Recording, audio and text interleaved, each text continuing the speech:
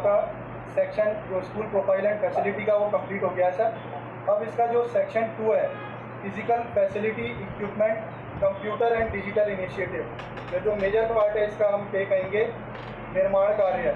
इसमें एक बार DG sir ने भी अभी एक मीटिंग ली थी तो उसमें बहुत कुछ बोला है, इस पर काफ़ी चीज़ें बहुत गलत भरी गई थी, तो इसको आप बहुत ध्यान से और ध्यानपूर्वक भरवाएंगे और भरेंगे।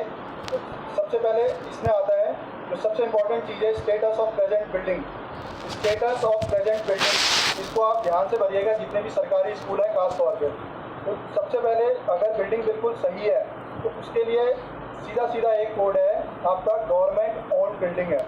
तो मोस्टली जो हमारा जो डेटा भरा जाता है वो गवर्नमेंट ओन्ड ही है। उसके बाद अलग अगर कोई चीज़ होती है तो वो अलग पार्ट है। तो गवर्नमेंट ओन्ड का मतलब है कि हमारी सरकारी बिल्डिंग है और ठीक है जो इस समय विद्यालय के लिए चल रही है। उसके लिए 3 कोड, तो 3 कोड आप बिल्कुल ध्यान रखिएगा।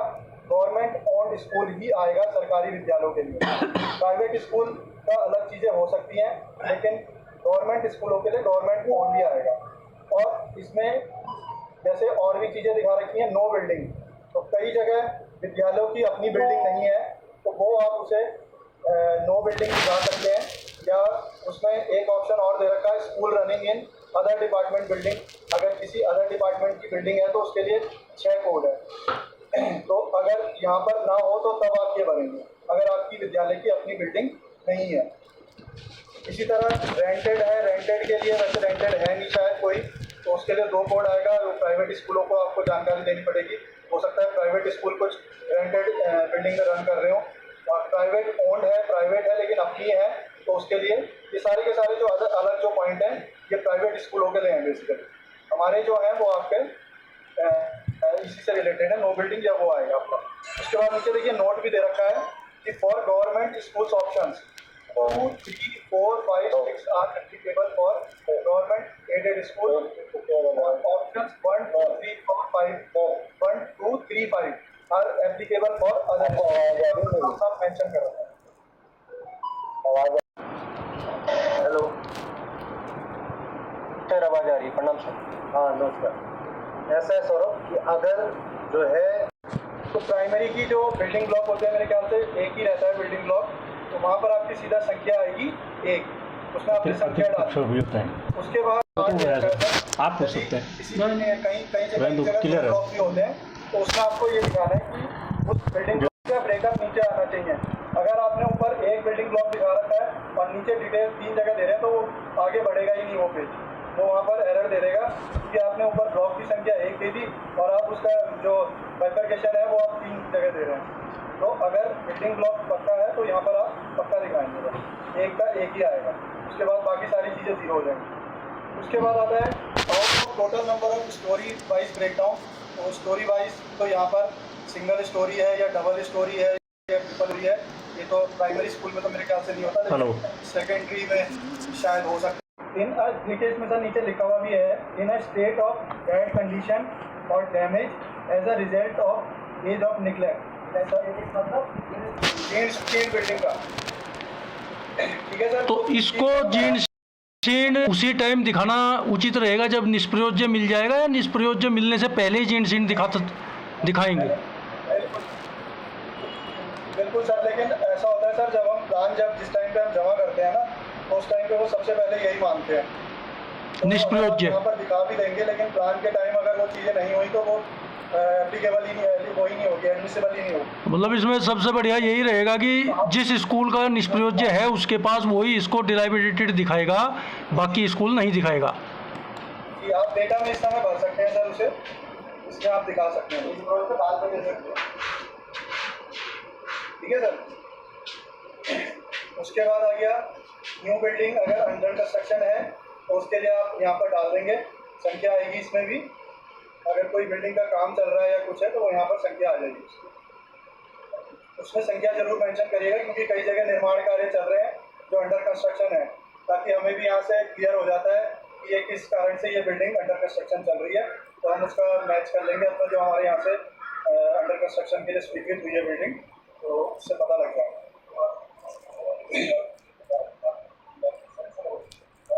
जी वो तो निर्माणाधीन में सर वो काम भी आएंगे जो आपके इस समय रनिंग में चल रहे हैं, तो वो सारा यहाँ पर इस समय सैंक्शन भी है, और जो चाहे जो 25-26 में आपका इस साल सैंक्शन हो रखा होगा, और हो सकता है अभी वो आपके वहाँ पर डाइस में ना दिख रहा हो, तो आप उसे अपडेट कर लेंगे इसी हिसाब से।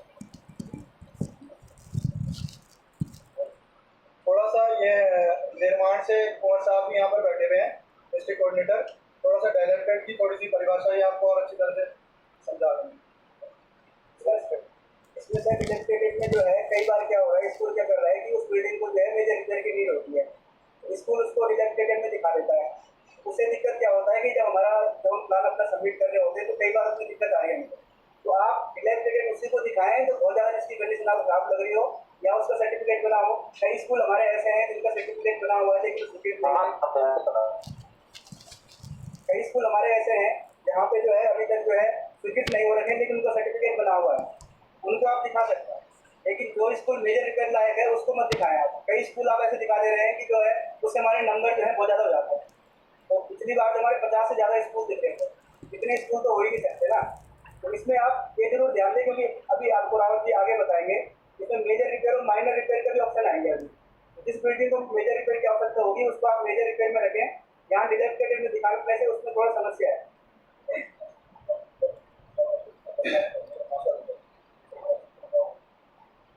ठीक है सर, ये यहाँ तक क्लियर हो गया। अब हमारा आता है 2.3A, detail of classroom available in the school. इस चीज़ को आप समझिएगा सर, ऊपर जो बात हो रही थी वो अभी बिल्डिंग ब्लॉक्स की बात हो रही थी, अब हम जो बात कर रहे हैं वो क्लासरूम की बात करेंगे, क्योंकि वही चीज़ें यहाँ पर भी रिपीट होंगी तो इसमें थोड़ा सा कन्फ्यूजन क्रिएट ना हो, इसलिए मैं आपको बता रहा हूँ। और इसमें देखिए क्लासरूम में एक चीज़ और दे रखी है कि laboratory rooms not to be included. यहाँ पर जो आप संख्या देंगे वो लेबोरेटरी रूम्स की संख्या नहीं आएगी, केवल जो विद्यालय के जो रूम्स हैं लेबोरेटरी रूम से अलग वो आएंगे। तो यहाँ पर देखिए नीचे दे रखा है mention number of classroom for each category. Primary में आपके कितने रूम हैं वो संख्या आएगी, अपर प्राइमरी के लिए अपर प्राइमरी वाले संख्या डालेंगे, सेकेंडरी के लिए ये सारा दे रखा है, ये सिंपल है, इसमें कुछ नहीं है।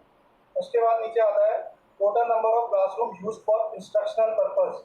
इंस्ट्रक्शनल पर्पस के लिए ऊपर जितने भी हैं उनमें से कितने यूज किए जा रहे हैं, तो वो सीधा सीधा संख्या आ जाएगी जहाँ पर आपका पढ़ाया जा रहा है उनकी संख्या। उसके बाद आता है नहीं जो मतलब नीचे इसमें ब्रेकअप पहले तो टोटल आएगी सर, उसमें आएगा फिर नीचे number of classroom under construction. अब उनमें से अंडर कंस्ट्रक्शन कितने हैं टोटल में से, तो उनकी संख्या यहाँ पर आ जाएगी। प्राइमरी में मैडम ऐसा है जैसे अगर प्राइमरी स्कूल है तो number of classroom under construction, total में से अंडर कंस्ट्रक्शन कितने हैं उनकी संख्या आ जाएगी। यदि 2 क्लासरूम है और 1 अंडर कंस्ट्रक्शन है तो आप 1 यहाँ डाल सकते हैं। और number of classroom in dilapidated condition, उसकी संख्या यहाँ पर आ जाएगी। अब इसमें भी आप ये ध्यान रखेंगे जो ब्रेकअप आएगा वो टोटल से मिलना चाहिए। ऐसा नहीं होना चाहिए कि टोटल आपने 2 डाल दिया और ब्रेकअप में वो 3 हो गए मिलके, तो वो आगे बढ़ता ही नहीं है। ये मैं इसलिए बता रहा हूँ क्योंकि आप डाइस एंट्री भी करवाएंगे तो वहाँ पर वो एरर शो कर देता है, उस पेज से वो आगे बढ़ेगा ही नहीं। वो वहाँ पर टेक्निकल इश्यूज आ जाते हैं, वो क्यों नहीं बढ़ रहा। बिल्कुल कंस्ट्रक्शन पर्पज, तो यहाँ पर अंडर कंस्ट्रक्शन भी इसमें जुड़ा हुआ आएगा टोटल। नीचे ब्रेकअप आप देंगे जहाँ पर अंडर कंस्ट्रक्शन है उधर मेरा मोबाइल है वो वहाँ पर टोटल आ रहे हैं, यहाँ पर भी वो जुड़ी हुई होनी चाहिए संख्या जो रूम्स की आ रही है। ठीक है सर, यहाँ पर अगर कोई अभी किसी को कुछ पूछना है तो पूछ सकते हैं क्योंकि ये बहुत इंपॉर्टेंट पार्ट है इसका, क्योंकि मेजर रिपेयर ये सब पहले मैं 1 मिनट इसे भी कंप्लीट कर देता हूँ। नीचे मेजर रिपेयर का भी पार्ट आ रहा है, बी सेक्शन जो है detail of classroom by condition. अब यहाँ पर क्लासरूम की कंडीशन के हिसाब से जो आपने कमरे मेंशन करने हैं।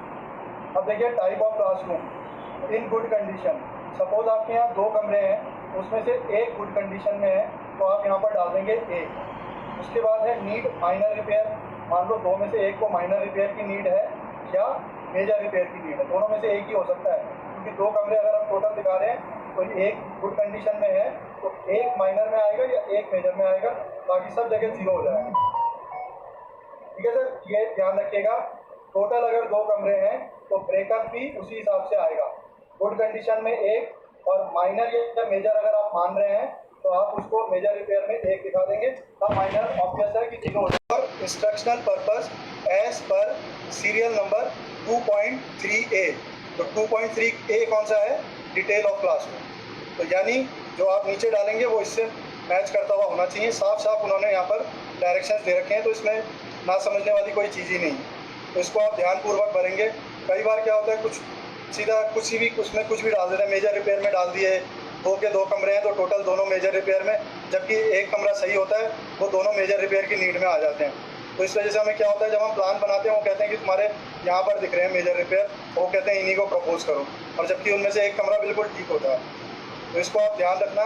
बाइफर्केशन उस हिसाब से होना चाहिए जिस हिसाब से आपके टोटल कमरे हैं, और जिस हिसाब से आपकी जो आप नीड है आपकी, उसी हिसाब से आप उसको मेंशन करें। तो सर ये वाला पार्ट जो था थोड़ा सा टिपिकल है। इसमें अगर किसी को कुछ पूछना है तो अभी पूछ लीजिए, फिर हम आगे बढ़ते हैं 2.4 पे। कहीं से भी किसी को कोई इशू है?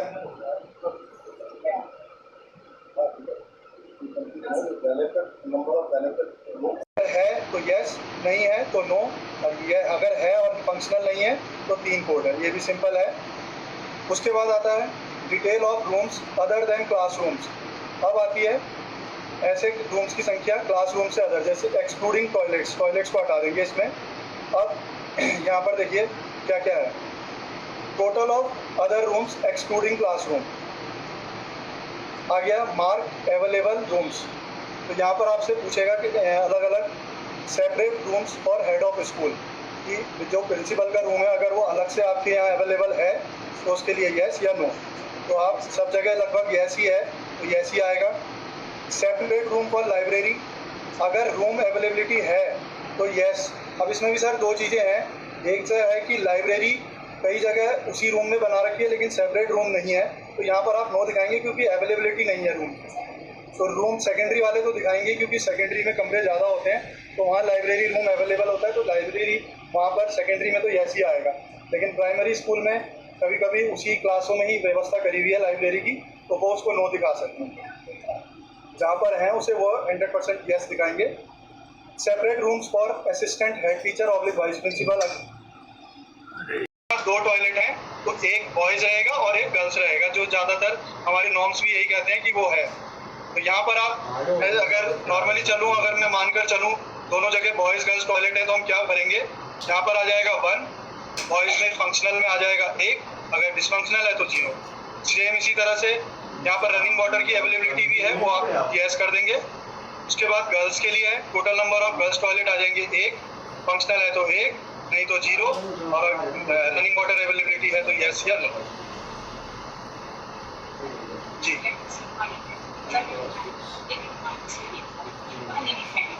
हाँ, ये तो टॉयलेट की बात होगी, ये madam toilet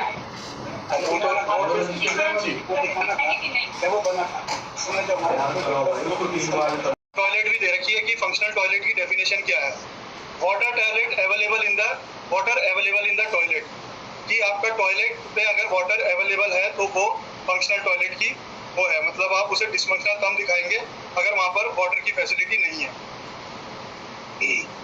minimum fall smell, ये आपका मेरे ख्याल से उससे रिलेटेड, हाइजीन से रिलेटेड, ये भी अगर है तो तब आप उसे डिसफंक्शनल दिखा सकते हैं। अनब्रोकन सीट्स मतलब सीट्स टूटी हुई हैं तो आपको पता ही है, उसे आप वो कर सकते हैं। ये सारी आपकी फंक्शनल टॉयलेट की वो है, क्या क्या फंक्शनल टॉयलेट में आपको होना चाहिए चीज़ें। रेगुलरली क्लीन होना चाहिए, वर्किंग ड्रेनेज सिस्टम होना चाहिए, ड्रेनेज सिस्टम आपका सुचारू रूप से होना चाहिए। एक्सेसिबल टू यूजर्स, ये पता ही है आपको, और क्लोजेबल डोर्स, मतलब डोरों में चटकनी वगैरह सब होनी चाहिए प्रॉपर। तो ये सारी इन्होंने इसकी डेफिनेशन दे रखी है इस यूडाइज। उसके बाद आ गया number of toilet under construction, ये इन्होंने एक अलग पार्ट दे रखा है इसका, ऊपर जो टॉयलेट हैं उनमें से अंडर कंस्ट्रक्शन कौन से हैं, जहाँ पर मान लो निर्माण कार्य चल रहा है टॉयलेट का, तो वहाँ पर आप उनकी संख्या डाल देंगे। यदि 24-25 में कोई निर्माण कार्य या 25-26 में कोई स्वीकृत हुआ है, उसको आप देख लेंगे स्टेट से, और उनको आप अंडर कंस्ट्रक्शन भरवाएं। तो यहाँ पर ये सारी चीज़ें आ जाएंगी। मैं इस पर बहुत धीरे धीरे चल रहा हूँ सर, थोड़ा सा टाइम भी लग रहा है, लेकिन ये डेटा इतना इम्पोर्टेंट है कि हमें धीरे चलना पड़ रहा है, क्योंकि अब आपने इसको आगे भी शेयर करना है, तो इसी वजह से थोड़ा सा धीरे धीरे मैं चल रहा हूँ, क्योंकि डेटा इस समय